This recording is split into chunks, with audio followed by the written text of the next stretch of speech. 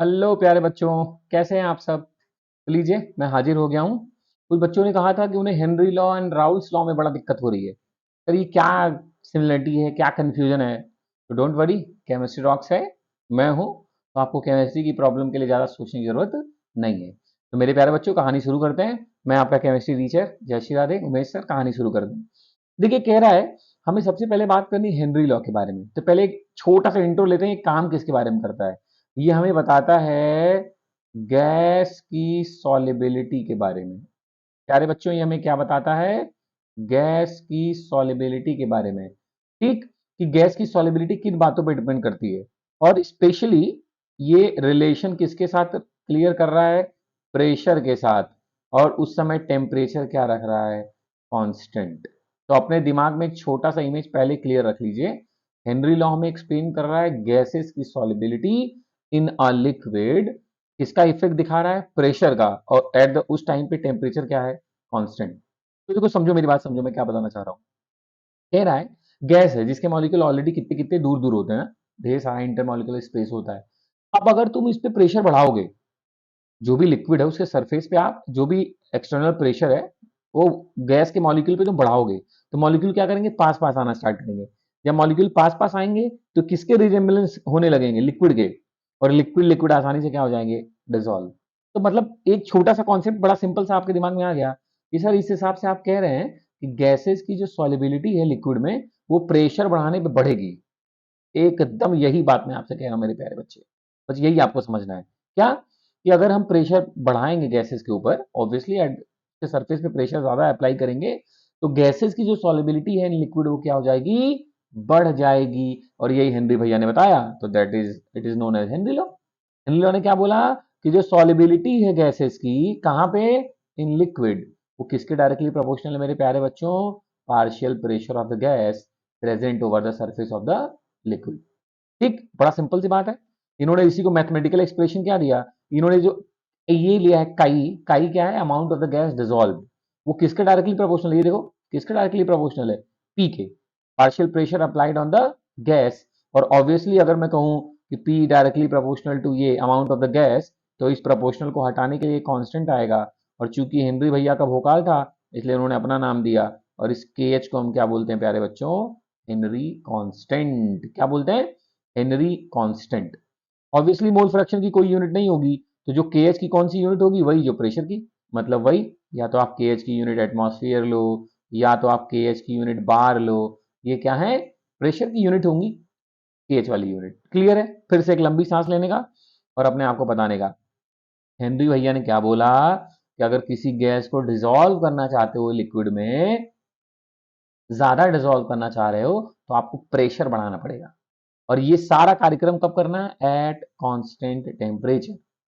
है ना? आपके दिमाग में बात आई होगी कि सर टेम्परेचर का इफेक्ट है। एकदम है मेरे लाल। गैस के मॉलिक्यूल ऑलरेडी दूर दूर हैं, तुमने उसको टेम्परेचर दिया, भाई साहब और एनर्जी पकड़ लिया और भाग गए, तो डिजोल्व कहाँ हुए? मतलब टेम्परेचर बढ़ाने पे गैस की सॉल्युबिलिटी कम होगी और प्रेशर बढ़ाने पे बढ़ेगी। ये हमने नहीं, हेनरी भैया ने बोला। और फिलहाल ये बात आपको समझ में आ गई है, और यही क्या है? हेनरी लॉ है। सिंपल। आगे बढ़े। चलिए, बड़ा सिंपल सी बात है। देखो, आप टेम्परेचर बढ़ाओगे तो मॉलिक्यूल दूर दूर भागेंगे, मतलब सॉलिबिलिटी क्या होगी? डिक्रीज। लेकिन अगर वही जब आप प्रेशर बढ़ाओगे तो मॉलिक्यूल पास पास आएंगे, तो सॉलिबिलिटी क्या हो जाएगी? इंक्रीज। बड़ा सिंपल सा बात है ना? सिंपल बात। अच्छा, आगे देखिए। हेनरी लॉ के एप्लीकेशन आपके बोर्ड एग्जाम के लिए वेरी इंपॉर्टेंट, स्कूल एग्जाम में बार बार पूछा जाता है। पहला एप्लीकेशन क्या है? Carbonated water. जो Fanta, Sprite, Mirinda, Thums Up, Coke निपटा रहे हो, वो सब कार्बोनेटेड वाटर हैं। उनमें गैस डिजोल्व है, कौन सी? CO2। और याद रखो, आपको वो ज्यादा टेस्टी कब लगता है? जब ठंडा हो, मतलब कम टेम्परेचर और प्रेशर पे भरा हो। याद करो, जैसे आप ओपन करते हो ओपनर से ढक्कन, गैसेस क्या है जो उसमें डिजोल्व गैसेस है, CO2, वो बबल्स के फॉर्म में फटाफट बाहर आती है, जिसको बोलते हैं फ्रिज। है ना? वो गैस जो डिजोल्व थी एट हाई प्रेशर, उसकी सॉलिबिलिटी प्रेशर कम करते ही क्या हो गई? कम हो गई। और वो अब बाहर निकल रही है बबल्स के फॉर्म में, इनसॉल्युबल हो गई ना। तो हम क्या करते हैं? जो भी कार्बोनेटेड वाटर है, आपको अच्छे से पता होगा, उनको स्टोर करते हैं फ्रिज में, मतलब लो टेम्परेचर पे। और उनको सील्ड किया जाता है एट हाई प्रेशर, जिससे गैस अच्छे से डिजोल्व होती है और हमें टेस्ट आता है। याद करो, हम अगर ओपन कर दें बोतल दो चार बार, तो फिर हम क्या बोलते हैं? अरे ये चीनी पानी हो गया, टेस्ट ही नहीं आ रहा। वो इसी वजह से क्योंकि जो भी डिजॉल्व गैसेस थी वो सब पल्टी हो जाती है, मतलब उड़ जाती है सॉल्युबिलिटी कम होने की वजह से। ठीक, दूसरा एप्लीकेशन समझिए, ये जो स्कूबा डाइविंग होती है ना, वो पानी के अंदर जाके देखते हैं कि कौन सो रहा है कौन जाग रहा है, मतलब वही डीप वाटर में जो स्कूबा डाइवर्स होते हैं, वो क्या करते हैं, देखो पीछे टैंक लेके टहल रहा है भाई, टैंक में ऑब्वियसली आपको लग रहा होगा ऑक्सीजन है। प्रॉब्लम क्या थी पहले वो समझिए। इन्होंने भरा एयर, एयर में मोस्ट ऑफ द परसेंटेज किसका होता है, नाइट्रोजन का, आप अच्छे जानते हो, ऑक्सीजन कम है। जैसे ही ये बिलो द वाटर जाते हैं, डीप सी में जाते हैं, तो नीचे जाने पर प्रेशर क्या हो गया, बढ़ गया। तो जो एयर है वो आपके ब्लड में डिसॉल्व हो गया। एयर मतलब ऑक्सीजन तो हुआ ही हुआ, नाइट्रोजन भी हो गया प्यारे बच्चे, है ना। और जैसे ही ये फिर आप ऊपर की तरफ आते हैं, तो ये नाइट्रोजन क्या होता है, इनसॉल्युबल होने लगता है, और ये बबल्स के फॉर्म में आपके ब्लड में आ जाता है, निकलने की कोशिश करता है। और आप समझ लो, अगर आपके ब्लड सर्कुलेटरी सिस्टम में बबल्स आ जाएं, है ना, तो हार्ट काम कैसे करेगा, चोक हो जाएगा, तो बहुत सारा पेन भी होगा और आदमी निकल भी सकता है, तब डेथ भी हो सकती है। तो इसका इलाज ये किया गया कि हमने एयर में क्या कर दिया, हमने 11.7% हीलियम मिला दिया। क्या मिला दिया, 11.7% हीलियम, जिससे ये जो प्रॉब्लम थी, कौन सी वाली, कौन सी वाली, इसको बोलते क्या है, इसको बोलते बेंड, क्या बोलते हैं, बेंड, बेंड, है ना, इस चोकिंग को, इस पेन को क्या बोलते हैं, बेंड। तो कहने का मतलब क्या था, स्कूबा डाइवर्स अपने साथ जो टैंक ले जाते हैं एयर का, उसमें वो क्या करते हैं, यही हेनरी लॉ के एप्लीकेशन से ही हमें पता लगा, हमने उसमें क्या ऐड कर दिया, 11.7% हीलियम, जिससे इस समस्या से निकला जा सके। ठीक है, चलिए आगे बढ़ते हैं। अब छोटी सी बात कर लेते हैं फटाफट, एक और एप्लीकेशन है जो पीपीटी में नहीं, मैं आपको बताता हूँ। जैसे हम हाइट पे जाते हैं, पहाड़ों पे जाते हैं, हमें क्या लगता है, हमें चक्कर वक्कर आने लगता है, हमारा दिमाग थोड़ा कम काम करने लगता है, हम जल्दी थक जाते हैं, that is called as anoxia. क्यों, क्योंकि हाइट पे गए तो प्रेशर हो गया कम, हाइट पे गए तो प्रेशर क्या हो गया कम, तो जो एयर है उसमें जो ऑक्सीजन है वो आपके ब्लड में कम डिसॉल्व हो रहा है, मतलब आप मेहनत ज्यादा कर रहे हो बट आपको ऑक्सीजन कम मिल रहा है, क्योंकि उसकी सॉल्युबिलिटी कम हो गई ना, गैस की सॉल्युबिलिटी कम हो गई लिक्विड में, तो इसीलिए हमें थकान जल्दी होती है, इस कंडीशन को क्या बोलते हैं, एनॉक्सिया। तो ये तीन एप्लीकेशन है हेनरी लॉ के, आप ध्यान रखेंगे, यहाँ से क्वेश्चन डैम श्योर बनते ही बनते हैं। ठीक है, चलिए आते हैं एक छोटा सा क्वेश्चन प्रैक्टिस कर लेते हैं। कह रहा है H2S एक टॉक्सिक गैस है जिसकी रॉटन एग लाइक स्मेल होती है, जिसका हम क्वालिटेटिव एनालिसिस में यूज करते हैं। ये बकैती थी, मतलब इन्फॉर्मेशन आपके लिए। कह रहा है the solubility of H2S in water at STP is this. कह रहा है सॉलिबिलिटी इन्होंने दिया है कितना, 0.195 स्मॉल एम, मतलब मोलालिटी। अब कह रहे हैं बताइए के एच क्या होगा, इन्होंने ये दिया हुआ है आपके लिए, ये क्या दिया हुआ है इन्होंने, सॉलिबिलिटी ऑफ द H2S दिया हुआ है, और अब आपसे पूछ रहे हैं के एच क्या होगा। तो फाइनली फॉर्मूला अभी आपने देखा, पार्शियल प्रेशर इक्वल टू के एच इंटू ये एक्स क्या थी, सॉलिबिलिटी तो थी, मतलब मोल फ्रैक्शन, क्या थी, मोल फ्रैक्शन। तो अब क्या किया जाए कि केएच की वैल्यू आ जाए, तो प्यारे बच्चों बड़ा सिंपल है, ध्यान से देखिए हमें क्या करना है, क्योंकि हमने देखिए, आप इसको यहां से पकड़िए वरना आप कंफ्यूज होंगे। कह रहा है मोलैलिटी, तो आप याद करो मोलैलिटी हम कहाँ कैलकुलेट करते हैं, इन 1 किलोग्राम ऑफ सॉल्वेंट, और आपके पास सॉल्वेंट क्या है ये देखिए, वाटर, क्या है, वाटर। अब ध्यान से देखिए, दो इंफॉर्मेशन आपको मिल चुकी है और भी, कि मास ऑफ द सॉल्वेंट कितना है, 1 kg है ना, और मोलर मास वाटर का कितना होता है, 18। ये देखिए मास, और ये उसका क्या है, मोलर मास। तो हमें मोल्स मिल गया, मोल्स कैसे निकालते हैं, गिवन मास मतलब ms अपॉन pm। तो यहां से हमें क्या मिल गया, ये मिल गया वाटर का मोल्स, कितना 55.55, और H2S का उन्होंने दिया ही है 0.195। तो मोल फ्रैक्शन कैसे निकालते हैं, मान लो जिसका भी हमें मोल फ्रैक्शन निकालना है, हम क्या लिखते हैं, हम लिखते हैं उसका मोल अपॉन टोटल मोल, मतलब जैसे मान लो हमें H2S का निकालना है, तो हम लिखेंगे moles of H2S upon moles of H2S plus moles of water. तो H2S की मोलैलिटी ऑब्वियसली 1 किलोग्राम में है, तो जो मोल है अपॉन 1 करेंगे तो जो मोलैलिटी है वही आ जाएगी मोल्स के बराबर। तो ये 0.195 अपॉन 0.195 अपॉन दिस, मतलब सॉल्व कर लिया इन्होंने, ये वैल्यू आ गई इसकी, मोल फ्रैक्शन ऑफ H2S। तो बस अपने फॉर्मूला लगा दिया आपने, P इक्वल टू के एच इंटू काई, यहाँ से के एच की वैल्यू कितने के इक्वल आ गई बेटा, P अपॉन काई। आपको लग रहा होगा काई तो चलो हमें मिल गया सर, 0.0035। ये पार्शियल प्रेशर क्या होगा, तो प्यारे बच्चों काम कहाँ हो रहा है, नॉर्मल टेम्परेचर पे, 1 एटमॉस्फेयर, इस पे हो रहा है 1 एटमॉस्फेयर, और 1 एटमॉस्फेयर मतलब कितना बार होता है, 0.987। तो अगर आप एटमॉस्फेयर में आंसर निकालेंगे तो 1 रख के निकाल लीजिए, बार में निकालेंगे तो 0.987 करके निकाल लीजिए, आपका आंसर आ जाएगा। देखिए क्वेश्चन में साफ साफ लिखा है कि रिएक्शन कहाँ पे हो रही है, for if the solubility of H2S in water at STP, और STP मतलब जब प्रेशर कितना हो 1 बार, टेम्परेचर कितना हो 273 केल्विन। तो आपने बड़ा सिंपली, एक अच्छा क्वेश्चन है, एनसीईआरटी का क्वेश्चन है, इसलिए मैंने आपको एक एग्जांपल दिया भी कि आपका दिमाग भी चले, और ये अच्छा क्वेश्चन है, एग्जाम्स में भी आया हुआ है, ठीक है। तो ध्यान रखिएगा इस क्वेश्चन को, एक बार और भी क्रॉस चेक कर लीजिएगा वीडियो आप पीछे करके कि सर ने कैसे बताया, क्या क्या इन्फॉर्मेशन दिया है। देखिए क्वेश्चन लगाना बड़ा सिंपल है, अगर आप इन्फॉर्मेशन लिख पा रहे हैं क्वेश्चन से तो आप लगा लेंगे बड़े आसानी से, ठीक है। तो हेनरी लॉ के लिए आपने मेन बात क्या समझी, ये किसके बारे में बात करता है, गैसेस की सॉल्युबिलिटी कहाँ पे, इन लिक्विड, और किसका इफेक्ट दिखाता है, प्रेशर का। यही हेनरी भैया है। और राउल्स भैया क्या है फिर, सर राउल्स भैया भी बता दीजिए क्योंकि प्रॉब्लम है। तो समझो पहले, राउल्स भैया ने बात किसके बारे में किया, तो उन्होंने उसको, राउल्स भैया के कॉन्सेप्ट को समझने के लिए हमें समझना पड़ेगा वेपर प्रेशर। तो ये देखो मेरे पास है लिक्विड, आपने इसको नीचे से क्या किया, हीट किया, ऑब्वियसली आपने हीट किया, और इसको क्लोज कंटेनर में रखा है आपने, यहाँ से अगर आप हीट करो तो वेपर बाहर ना भाग पाए, ये वेपर बाहर की तरफ जाएंगे, नहीं जा पाएंगे, तो फिर आके ये जो सरफेस पे, लिक्विड के सरफेस पे जो प्रेशर एक्सर्ट करेंगे प्यारे बच्चों, उसी को क्या बोलते हैं, वेपर प्रेशर। क्या बोलते हैं, vapour pressure, that means pressure exerted by the vapours.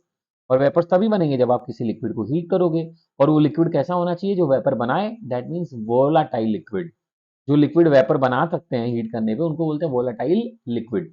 तो वोलाटाइल लिक्विड हो तो वो वेपर बनाएगा, और अगर वो बाहर नहीं गया, आपने क्लोज कंटेनर में काम कर रहे हो, तो वो फिर से बैक आएगा, और जो भी सरफेस पे प्रेशर लगाएगा प्यारे बच्चों, उसी को हम क्या बोलते हैं, वेपर। ठीक है। अच्छा, तो वेपर प्रेशर के बारे में चलो सर आपने बता दिया, जो मैंने बोला वही लिखा है, आप एक बार आराम से पॉज करके आप ये लाइन पूरी पढ़ सकते हैं, ठीक है।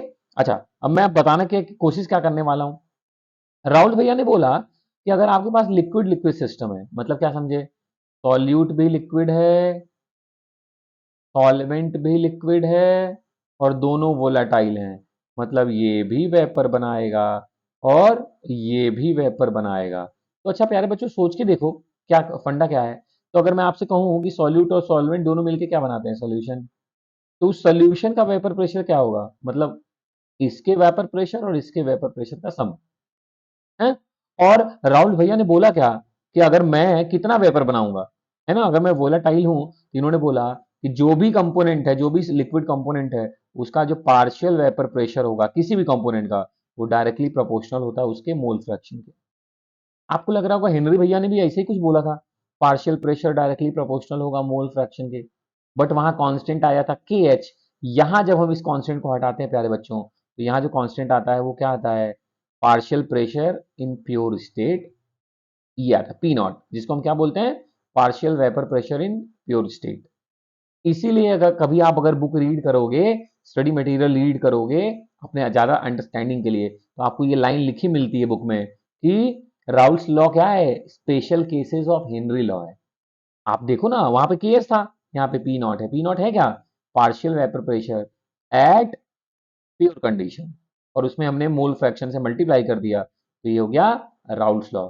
अब सोच के देखो, अगर मैं सॉल्यूट को रिप्रेजेंट करूं 2 से, सॉल्वेंट को रिप्रेजेंट करूं 1 से, तो मैं इस बात को ऐसे लिख सकता ना कि चलिए सॉल्यूट के लिए लिखते हैं, तो मैं क्या लिखूंगा कि सर P2 इक्वल टू क्या होगा, P nought to I2। Sir solvent को अगर मैं 1 से रिप्रेजेंट करूं तो P1 इक्वल टू क्या होगा, P नॉट 1 I1। और सर अभी आपने बोला कि सॉल्यूशन का क्या होगा, दोनों का सम, तो अगर मैं कहूं कि जो P टोटल होगा मेरे प्यारे बच्चों, वो किसके इक्वल होगा, P नॉट 1 काई 1 प्लस P नॉट 2 काई 2 के इक्वल होगा। बस यही राउल्स लॉ है। राउल्स लॉ ने क्या बोला कि अगर आपके पास दोनों वोलाटाइल कंपोनेंट्स हैं, सॉल्यूट एंड सॉल्वेंट दोनों ही वोलाटाइल हैं और लिक्विड स्टेट में हैं, तो जो पी टोटल होता है वो किसके इक्वल होता है, पी नॉट 1 काई 1, मतलब सॉल्यूट के वेपर प्रेशर के, partial vapour pressure of the solute plus partial vapour pressure of the solvent, इन दोनों को सम कर दिया जाए तो वो क्या हो जाएगा, vapour pressure of the solution. और कैसे हम लिखे पार्शियल वेपर प्रेशर, तो राहुल भैया यही काम आए, उन्होंने बोला पार्शियल वेपर प्रेशर किसी भी कंपोनेंट का इन द सोल्यूशन वो डायरेक्टली प्रोपोर्शनल होता है किसके, मोल फ्रैक्शन के। तो जब भी आपसे राउल्स लॉ पूछा जाए तो आपको इसी स्टेटमेंट को लिख के, ये बात लिख के, प्रोपोर्शनल हटा के ये फॉर्मूला लिख देना है, ठीक है, सिंपल सी बात है। अब जो मैंने बोला आपको यहाँ पे देखने को मिलेगा, ये देखिए सॉल्यूट के लिए लिखा, ये देखिए इन्होंने क्या किया है, ए मतलब यूज किया है सॉल्वेंट के लिए, है ना, और बी यूज किया है सॉल्यूट के लिए। अगर प्यारे बच्चों आपने इसके पहले कभी भी गलती से भी सुना हो तो आपको पता होगा कि हम सॉल्यूट और सॉल्वेंट को 1 2 से भी रिप्रेजेंट करते हैं, है ना? स्मॉल लेटर और कैपिटल लेटर से भी यूज कर लिया जाता है, ए और बी से भी यूज कर लिया जाता है। तो आप दिमाग में रखिए, कोई सा भी लिखा हो आप आसानी से समझ जाओगे। ठीक, मतलब अगर दोनों कंपोनेंट वोलाटाइल हैं तो फॉर्मूला आपके लिए निकल के क्या आया, दिस। और आपने ये छोटी सी बात समझी मेरे लाल, मेरे प्यारे बच्चों, कि किसी भी सॉल्यूशन में जितने भी कंपोनेंट हो उन सब के मोल फ्रैक्शन का सम किसके इक्वल होता है, 1 के। इसका मतलब मैं काई बी की जगह लिख सकता हूँ 1 माइनस काई ए, या मैं काई ए की जगह लिख सकता हूँ 1 माइनस काई बी। तो इस फॉर्मूले में आप किसी एक को हटा दो। जैसे मान लो मैं पी नॉट बी को रहने देता हूँ, काई बी को रहने दे रहा हूँ, तो काई ए की जगह क्या लिख दूंगा, 1 माइनस काई बी। देखो मैंने वही लिख दिया। ये सिर्फ इतना ही बताना चाह रहा है कि आप किसी भी सोल्यूशन का टोटल वेपर प्रेशर निकाल सकते हैं, अगर आपको किसी एक का भी मोल फ्रैक्शन पता हो तो भी। देखिए जो फाइनल फॉर्मूला आया है क्या करके, बस हमने काई ए की जगह 1 माइनस काई बी लिख दिया है, तो ये फॉर्मूला आ गया है ना? ये क्वेश्चन नीट और जेई में पूछा गया है बच्चा, आइडेंटिफाई करिए, है ना, कि कौन सा फॉर्मूला राउल्स लॉ को एक्सप्लेन करता है। तो ध्यान रखिएगा, आप चाहें तो एक बार काई ए की जगह 1 माइनस काई बी करके फॉर्मूला निकाल लीजिए, और एक बार काई बी की जगह 1 माइनस काई ए करके निकाल लीजिए। तो आपको राउल्स लॉ का फॉर्मूला दोनों ही फॉर्म में मिल जाएगा, एक बार काई बी के फॉर्म में भी और एक बार काई ए के फॉर्म में भी। ठीक, बहुत सिंपल सा काम है, आप भी समझ रहे होंगे सर क्या बोलना चाह रहे हैं।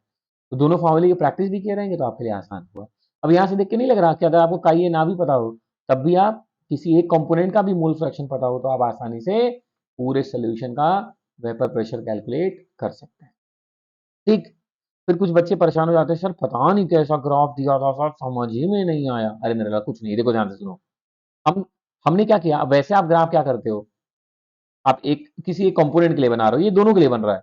एक तरफ इन्होंने बी मतलब ये सॉल्यूट ले लिया है एक एक्सिस पे, और यहाँ ए मतलब एक एक्सिस पे इन्होंने क्या ले लिया है, सॉल्वेंट। अब ध्यान से देखिए, इस पॉइंट पे आपके सोल्यूशन में सिर्फ क्या है, सॉल्यूट, बी, सॉल्वेंट है ही नहीं, है ना? तो इस समय इस पॉइंट इसमें सिर्फ सॉल्यूट है, तो जो भी सोल्यूशन का वेपर प्रेशर होगा वो क्या होगा, सॉल्यूट का जो वेपर प्रेशर होगा वही, तो पी नॉट बी। अब जैसे जैसे हम इस तरह से इस एक्सिस पे बढ़ रहे हैं, काई बी की वैल्यू कम होती जा रही है और काई ए की वैल्यू बढ़ती जा रही है। एक ऐसा पॉइंट आया जहां पे अब सोल्यूशन में सिर्फ क्या है, काई ए 1 और काई बी क्या हो गया, 0। तो इस पॉइंट पे जो भी सोल्यूशन का वेपर प्रेशर होगा वो सिर्फ किसकी वजह से होगा, सॉल्वेंट मतलब प्योर स्टेट। तो देखो ये धीरे धीरे ग्राफ बढ़ता गया ए के लिए, और बी वाला ग्राफ इधर से जाओ तो इधर धीरे धीरे बढ़ता जाएगा इस पॉइंट पे, है ना? बस इन दोनों को लाइन को जो मिलाती है यही लाइन आपको रिप्रेजेंट करती है पी टोटल के बारे में। इसके बारे में एक्सप्रेस करती है प्यारे बच्चों कि पी टोटल क्या है, पी टोटल आपको बता देगी, है ना? आगे आप आइडियल और नॉन आइडियल सोल्यूशन में भी इस ग्राफ का यूज करे होंगे या करेंगे, आप देख लीजिएगा एक बार, आप समझदार भी हैं। नहीं तो फिर केमिस्ट्री रॉक और मैं दोनों ही हूँ, मिलते हैं फिर किसी दिन, और क्या इसमें सोचना है। ठीक है, ध्यान से देखिए, तो ये ग्राफ आप उम्मीद करता हूँ समझ गए होंगे। आपने दो पॉइंट चुने, एक पॉइंट पे सिर्फ आपके सोल्यूशन में सॉल्यूट है, इस पॉइंट पे सिर्फ क्या है, सॉल्वेंट। तो यहां से जब इधर जाएंगे तो ये वाली लाइन आएगी, यहां से इधर चलेंगे तो इस वाली लाइन आएगी, और दोनों लाइन को मिला देंगे, यही लाइन किसको रिप्रेजेंट करेगी, पी टोटल को। ठीक, तो प्यारे बच्चों ये तो तब की कहानी हुई, ये तो तब की कहानी हुई जब दोनों ही कंपोनेंट कैसे हैं, वोलेटाइल। दोनों ही कंपोनेंट कैसे हैं, वोलेटाइल। अब आप जब क्वेश्चन सॉल्व करते हो तो कभी कभी आपसे कहता है mole fraction in liquid phase बताइए, और कभी कभी आपको क्वेश्चन में पूछता है कि मोल फ्रैक्शन बताइए इन वेपर फेज। तो आप ध्यान से सुनिए, डाल्टन भैया ने एक फॉर्मूला दिया था, आपको याद होगा, partial pressure of the gas जो होता है वो किसके इक्वल होता है, total pressure into mole fraction. और राहुल भैया ने भी अभी बोला कि partial pressure of the gas किसके इक्वल होता है, mole fraction into P not. अब मैं बस उन्हीं दोनों को बराबर कर दे रहा हूं मेरे लाल। ये देखो मैं पी ए के लिए लिख सकता हूं पी टोटल इंटू वाई ए। आपको लग रहा होगा सर वाई ए क्यों लिखा आपने, मोल फ्रैक्शन को ही, क्योंकि मैं डाल्टन वाला इंट्रोड्यूस कर रहा हूं तो मैं फिर से काई ए लिख दूंगा तो आपको अंतर ही पता नहीं चलेगा। तो मैं mole fraction in vapour phase को वाई से रिप्रेजेंट कर रहा हूं, लिक्विड को काई से। तो अगर मैं पी ए लिखूंगा तो क्या होगा, Y A P T, PB लिखूंगा तो क्या होगा, Y B P T. Total pressure क्या होगा, obviously sum P A plus PB, मतलब P A plus PB equal to P T. अब ध्यान से मेरे लाल सुनना, और अगर मैं कंपेयर करूं उसके हिसाब से, तो उनके हिसाब से पी ए क्या था, पी नॉट एक आई ए, पी नॉट एक आई ए किसके इक्वल हो गया, वाई ए पी टी के। पी नॉट बी काई भी किसके इक्वल हो गया, वाई बी पी टी के। बस मेरे प्यारे बच्चों इस रिलेशन से आप बड़े आसानी से कैलकुलेट कर लोगे। ठीक, जैसे मान लो आपसे पूछ दिया मोल फ्रैक्शन इन लिक्विड आपको पता है, वेपर में पूछ दिया, तो बस आपस में इनको बराबर कर दो। पी टोटल दिया होगा, फटाक से वाई ये निकल जाएगा, या वाई बी, जो भी आपसे पूछे वाला फॉर्मूला अप्लाई कर लेना, है ना। ये क्वेश्चन पूछता है मेरे लाल, अंतर समझिएगा। जो भी काई वाला लिखा गया है वो लिखा गया mole fraction in liquid phase, और जो वाई के फॉर्म में लिखा है वो लिखा है mole fraction in vapour phase, है ना। सिंपल सी बात है, बहुत घबराने की जरूरत भी नहीं है। ठीक है, ठीक है। चलिए, अच्छा ये तो बात बड़ी सिंपल से हो गई। अब राउल्स लॉ में एक और बात आई कि मान लीजिए दोनों लिक्विड लिक्विड थे तब तो ठीक है। मान लीजिए अभी लिक्विड तो है सॉल्वेंट, लेकिन आपका आपका जो सॉल्यूट है ना वो है सॉलिड, और अच्छी बात यह है कि वोलेटाइल भी नहीं है। सॉलिड है तो वोलेटाइल नहीं है ना। नॉन वोलेटाइल सॉल्यूट है, और वोलेटाइल क्या है, सॉल्वेंट। तो जो प्यारे बच्चों सोच के देखो, तो जो पी टोटल था किसके इक्वल था, पी पी ए और पी बी के, मतलब partial vapour pressure of the solvent plus partial vapour pressure of the solute, और सॉल्यूट अभी क्या है, नॉन वोलेटाइल, तो मतलब ये तो हो गया जीरो। तो इसका मतलब अब सोल्यूशन का जो भी वेपर प्रेशर होगा वो ओनली किसकी वजह से होगा, पीए, पीए की वजह से, मतलब partial vapour pressure of the solvent की वजह से। और partial vapour pressure of the solvent किसके इक्वल, राहुल भैया ने बता दिया, P A equal to P nought A chi A. तो फॉर्मूला निकल के आ गया पी एस, मतलब पी ऑफ द सॉल्यूशन या पी टोटल किसके इक्वल आ गया, पी नॉट ए काई ए। और काई ए किसके इक्वल है, काई ए किसके इक्वल है, mole fraction, moles of A upon total moles, मतलब मोल्स ऑफ ए और मोल्स ऑफ बी। एक फॉर्मूला आपके लिए निकल के आ गया एक। यहाँ पे N, small N, capital N का मतलब समझिएगा। कैपिटल एन किस, स्मॉल एन और कैपिटल एन किसको रिप्रेजेंट कर रहे हैं, कैपिटल एन मतलब मोल्स ऑफ सॉल्वेंट, किसके मोल्स, सॉल्वेंट के, और स्मॉल एन किसके मोल्स हैं, सॉल्यूट के, प्यारे बच्चों। तो कंफ्यूजन में मत होइए, मैं इसी फॉर्मूले को ले देता हूँ, ये देखिए, पी एस या पी टोटल किसके इक्वल हो गया, पी नॉट ए काई ए, या पी नॉट ए और काई ए को मैं क्या लिख देता हूँ, moles of A upon moles of A plus moles of B. ये देखिए एक ही बात है, जो ऊपर लिखा है और जो मैंने नीचे ए और बी के टर्म में लिखा है, सब एक ही बात है, आप एकदम परेशान ना हो। ठीक है, समझ में आ गया, कोई तकलीफ नहीं, दिमाग में आ गया। ये लिक्विड लिक्विड सोल्यूशन के वेपर प्रेशर के बारे में बात कर रहे हैं, वो गैस की सॉलिबिलिटी के बारे में बात कर रहे हैं। हाँ, एक स्पेशल लाइन ये है कि वहां आता था प्रोपोर्शनल का कांस्टेंट आता था के एच, यहाँ प्रोपोर्शनल कांस्टेंट क्या आता है, पी नॉट, प्योर स्टेट वाला आता है ना। इसीलिए हम राउल्स को क्या बोलते हैं, special cases of Henry law. Done प्यारे बच्चों, ठीक, चलेगा बात। अच्छा ठीक है, चलिए आगे बढ़िए फटाफट। देखिए ये वही वाली बात है जो हम लोग कर चुके हैं, इसमें आपको ज्यादा दिमाग लगाने की जरूरत नहीं है। ठीक है, क्वेश्चन देखिए क्या कह रहा है। Here identify the law which state that for any solution the partial vapor pressure of the each volatile component in the solution is directly proportional to its mole fraction. Vapor pressure of each volatile component in the solution, liquid liquid solution के बारे में बात हो रही, gas के बारे में बात ही नहीं हुई। तो कौन सा लॉ, कौन सा लॉ, राउल्स लॉ। कौन सा लॉ मेरे प्यारे बच्चों, राउल्स लॉ। अगला देखिए क्या कह रहा है, कह रहा है vapour pressure of the water इतना दिया हुआ है, मतलब पी वाटर पी नॉट ए दिया हुआ है 12.3 किलो पास्कल। मैंने आपको बोला है आप डाटा लिखिए, क्वेश्चन चुटकी में हो जाएगा। कह रहे हैं calculate vapour pressure of 1 molar solution of solute. अब देखिए सॉल्यूट जो है आपका वो क्या है प्यारे बच्चे, 1 मोलल। जैसे मैंने 1 मोलल बोला आप फिर समझ गए गेम। 1 मोलल मतलब मास ऑफ सॉल्यूट, फिर से हो गया 1000, थाउजेंड मतलब 1 किलोग्राम, मतलब 1000 ग्राम। और बात किसकी हो रही है, वाटर, मतलब फिर से ये कितना हो गया 18, मतलब फिर से ये कितना हो गया 55.55, है ना। कितना हो गया 55.55। बस आप अपना डाटा उठा लीजिए, और आपसे पूछ ही क्या रहा है, calculate vapour pressure of 1 molar solution of a solute. तो बड़ा सिंपल तरीका है लगाने का, मोल फ्रैक्शन सॉल्यूट का तो इतना ही आ गया, कितना, वन, वन, 1 मोलर था 1 अपॉन वाटर वाले का 55.55। तो ये आपको क्या मिल गया, मोल फ्रैक्शन ऑफ द सॉल्यूट। और आपसे पूछा क्या है, आपसे पूछा क्या मेरे प्यारे बच्चों, vapour pressure of the solution. तो बस आपने फॉर्मूला लगाया P nought minus P S upon P nought equal to mole fraction of the solute. Mole fraction of the solute आपने यहां से निकाल लिया है। पी नॉट मतलब pure state, pure state water का प्योर स्टेट पे क्या दिया है क्वेश्चन में, देखिए 12.3।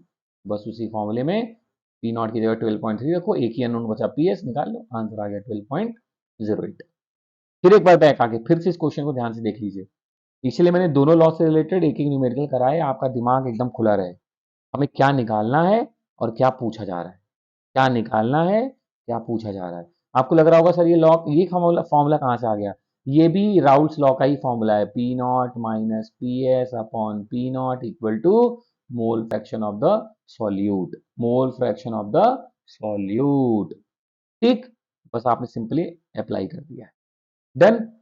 तो मैंने पूरी कोशिश की अपनी तरफ से कि आपको राउल्स लॉ और हेनरी लॉ प्रॉपरली अलग अलग समझा सकूं, उससे रिलेटेड क्वेश्चन भी करा सकूं। इसके बाद भी मेरे लाल डेसिमल में भी लोचा हो तो प्लीज आप कमेंट करके मेरे से क्वेश्चन भी पूछ सकते हैं, अपने डाउट्स भी मेरे से डिस्कस कर सकते हैं। ठीक है, मैं उम्मीद करता हूं कि जैसा चैनल है chemistry makes easy for you, मैंने आपके लिए थोड़ा आसान बना दिया होगा। ठीक है, अगर आपको तब भी कोई दिक्कत हो मेरे लाल, प्लीज आप मेरे से बात कर सकते हैं। हर जगह मेरे नंबर भी हैं, आप केमिस्ट्री से रिलेटेड सारे प्रॉब्लम सॉल्व किए जाएंगे आपके। जय श्री राधे प्यारे बच्चों, मस्त रहिए, ध्यान रखिए अपना भी और पेरेंट्स का भी।